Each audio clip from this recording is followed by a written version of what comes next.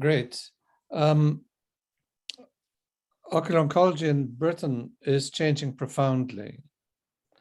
And so it's useful for everybody to know what's happening, especially yourself, so that you can influence how things progress from now on.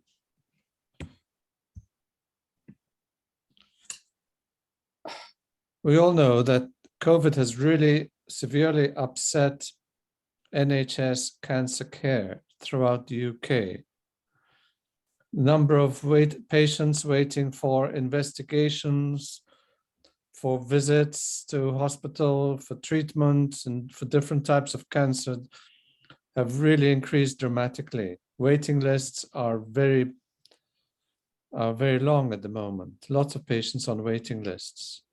This is a real crisis that we're facing. And I predicted all this in the middle of last year, and it's all happening. And to make matters worse, in Britain, we have an aging population. The number of people over 75 is increasing greatly, and visual problems in that age group are very common. Also, the number of patients with diabetes is increasing, and many of these individuals have got visual problems. Apart from that, there's a shortage of ophthalmologists. 77% of units report that they have unfilled consultant posts. That amounts to 14% of all consultant posts are empty. And a lot of ophthalmologists are over 55 years old and they're going to retire soon. So our ophthalmic services are really stretched at the moment. It's going to get worse. Now, I've been reading in the newspapers how the government is pouring money into the NHS, but it's like trying to fill a bucket that's leaking because there's so much waste in the system. We need to prevent waste. That's what we can do. The government can put more money into the service, and we can reduce waste by becoming more efficient.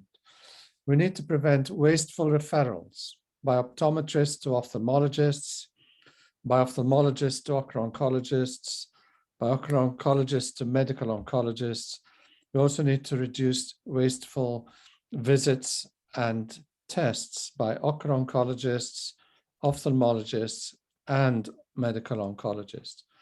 These are expensive, not just for the NHS, but also for patients. They have to take time off work, pay for travel, childcare, and then there's a stress of COVID and all sorts of other things. So what happened was that when I came back from the United States, 5 years in the United States in 2018, I was given a research job at the University of Oxford, and I looked around and asked what I should investigate. And my colleagues there at Oxford Eye Hospital said that they're having lots and lots of problems with lots of nevi that are overwhelming the eye clinic. And so I decided to make that my research project. And I found that there's lots of patients being referred by optometrists to eye departments unnecessarily with tiny nevi, which are never going to cause any problems. And so I thought long and hard about it. I decided we needed to have a simple way to educate optometrists and ophthalmologists. And while on the beach in Malta, I came up with this MOLES acronym, which stands for the clinical signs that differentiate benign moles from malignant melanomas: mushroom shape, orange pigment, large size, enlargement, and subretinal fluid. It's different from the TFSOM mnemonic that the Shields have developed in the United States, because it does not require ultrasound, whereas the Shields mnemonic needs ultrasound equipment and expertise, which our optometrists don't have, and many ophthalmologists don't have either. So I set up a clinic at Oxford Eye Hospital, a tumor diagnostic clinic. And I found that after I did an audit that more than 50% of referrals to this tumor clinic at Oxford Eye Hospital were for common nevi, patients who should never have been sent to the hospital in the first place. And only a tiny minority had a malignant tumor. And then there were also other patients with scars, vortex vein, dilated varicose veins, the back of the eye, nevi, who should not have come to the hospital either. So that's very wasteful, takes up a lot of resources. But the ophthalmologists were guilty as well, because I came across 39 patients with common nevi. Now, 1 in 8 of us in the general population has a common nevus. And there were 39 patients who'd been brought back to the hospital on many occasions at a great cost to themselves and the hospital. And many of these patients had repeated ultrasound scans, which are totally unnecessary, and angiograms, and that's not good for the patients and not good for the hospital.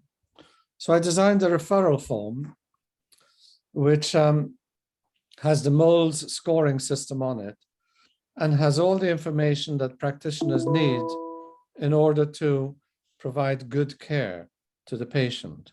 One of the problems is that optometrists and ophthalmologists try to rely on their memory from their training days many years before, or they don't have time to refer to textbooks and information on the internet, and so they just refer the patient.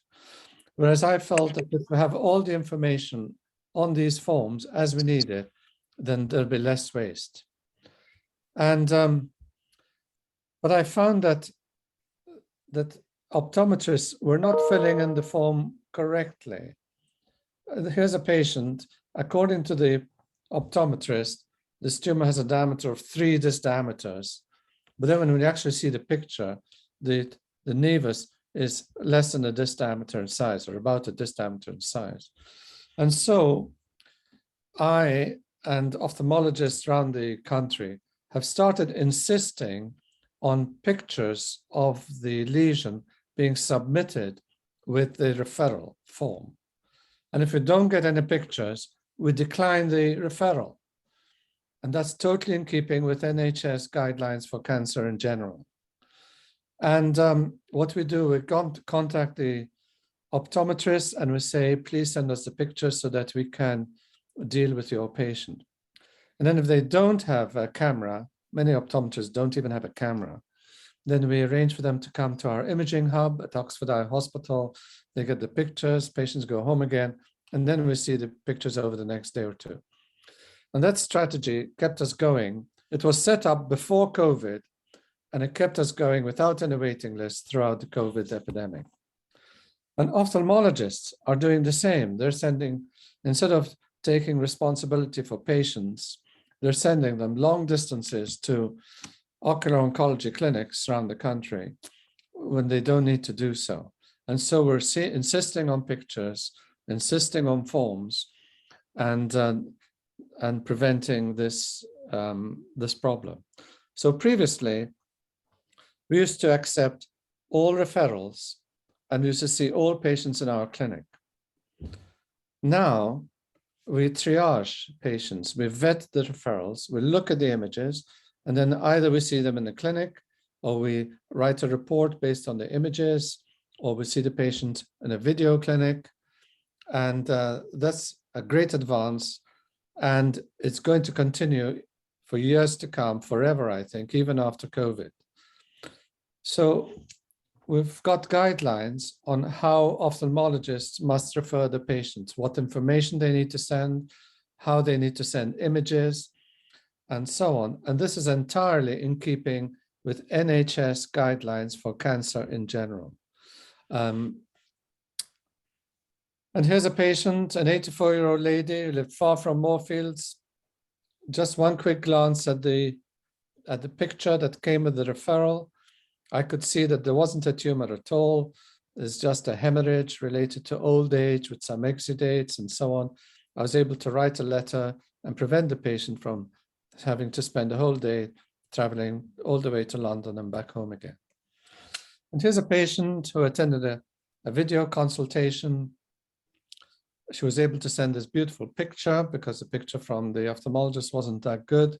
You can see how I can clearly see that it's a tiny lesion, no need to come to hospital. All the patient needs to do is to keep a watch on it, and if it changes, to get in touch with us.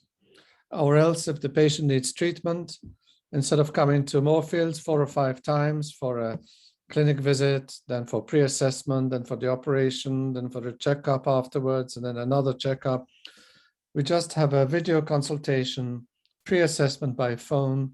Patient comes just once to Moorfield, has the operation, a video consultation a couple of weeks later, monitoring management at the local hospital. It saves the patient lots of time and money. So only last year, the College of Ophthalmologists wrote guidelines for referral, but in just a year, they've become hopelessly out of date. Everything has changed so much. So now, what we and other ocular oncologists around Britain want to do, we want to see only those patients who need an intervention, a physical intervention at the time, either a high-frequency ultrasound scan using special equipment, or a tumor biopsy, or things like that. Otherwise, the patient is managed as much as possible at the local hospital.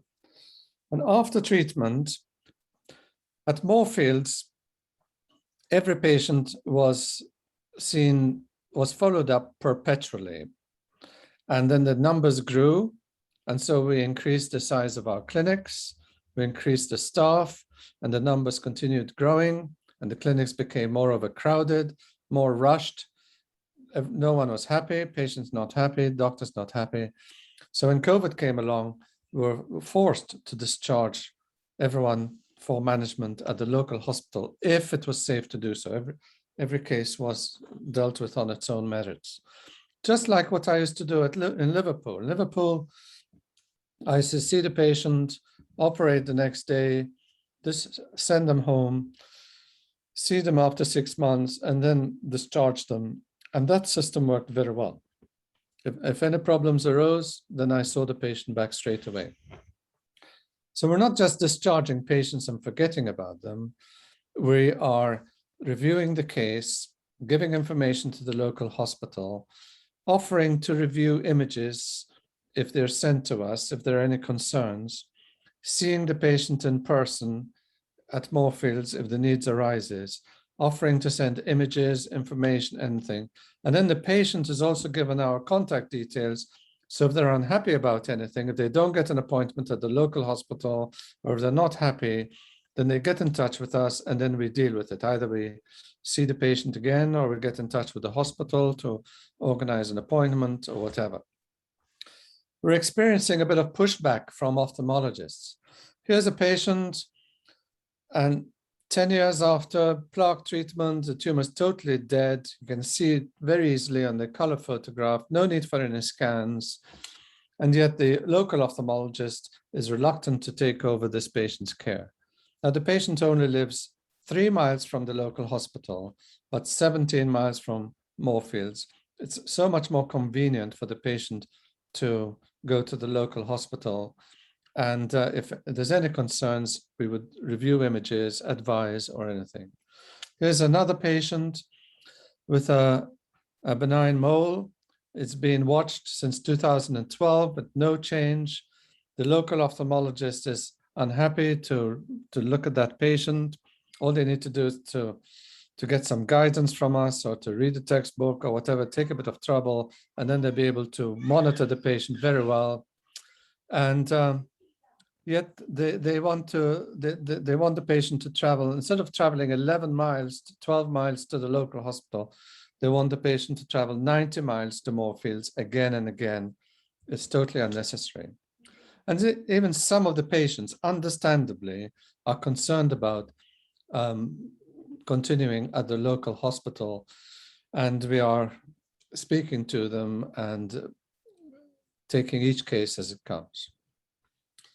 So we really need the College of Ophthalmologists to prepare guidelines for the long-term follow-up of patients.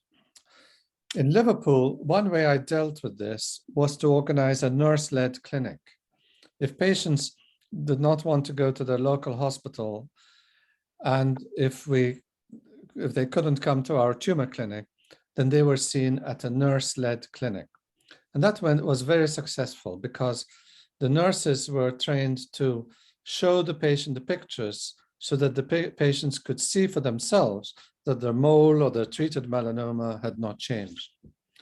At Oxford, we set up this satellite tumor service, diagnostic service for diagnosis and follow-up, now being run by Dr. Chkika. Once I've set it up, then there's no need for two of us. She's taken over. And that's very successful. It's reducing number of visits to hospital, number of referrals to Moorfields and Liverpool, number of follow-up visits at Moorfields and Liverpool, and so on. And it's educating the optometrists in the region, educating the ophthalmologists about tumors. It's very successful. Finally, a few words about screening for metastasis. What's happening at the moment is that all patients are referred for 6 monthly liver scans for at least 10 years. Now, if the chance of metastasis in 10 years is 10%, 10 in 100, then the chances of developing liver tumors is about 1 in 100 per year. And if patients have a scan every 6 months, then the chances of an abnormal of finding tumors in the liver are about 1 in 200. And those patients also have quite a risk of having false alarms, which cause a lot of problems. And at a time, and I think that's bad both for patients and for the cancer patients and other patients who have a greater need for the limited time on those scanning machines and the imaging machines. And so I think we need to be selective in who we refer for systemic screening, just like what I used to do in Liverpool. In Liverpool, we sent patients to the oncologist selectively. And here's a graph showing how efficient that was. We had a very high yield. And because we had such a high yield, because this was so successful, we were able to do MRIs on our patients in Liverpool. Whereas if I'd sent everybody for scanning, they would have had ultrasound scans. We would not have been able to do MRIs. Now, I must say that there are ocular oncologists in Finland and other places who I respect greatly, who firmly believe that in most patients, ultrasound scans are as useful as MRI scans, except patients who are very overweight and things like that, who can't have ultrasound. So selective referral to oncologists is important. And even now, I think there's going to be guidelines coming along making that a formal situation. But in order to select patients properly, we need to have good genetic tests. And that's why in 1998, I started genetic testing as a routine service for patients. And as far as I know, we're the first in the world to offer it as a routine service for patients. And now it's becoming routine around the world.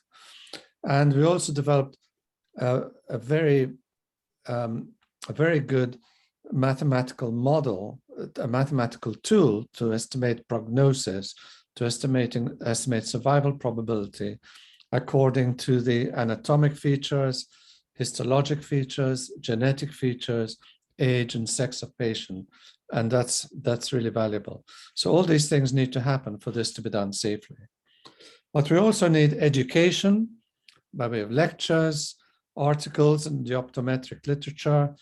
And at Moorfields, we've written this essential ocular oncology guidebook with about 73 pages that we're giving away. It's an It's a PDF, it's an ebook that we're giving to all the ophthalmologists and optometrists who contact us or ask for it. And like that, we're hoping to improve quality of care.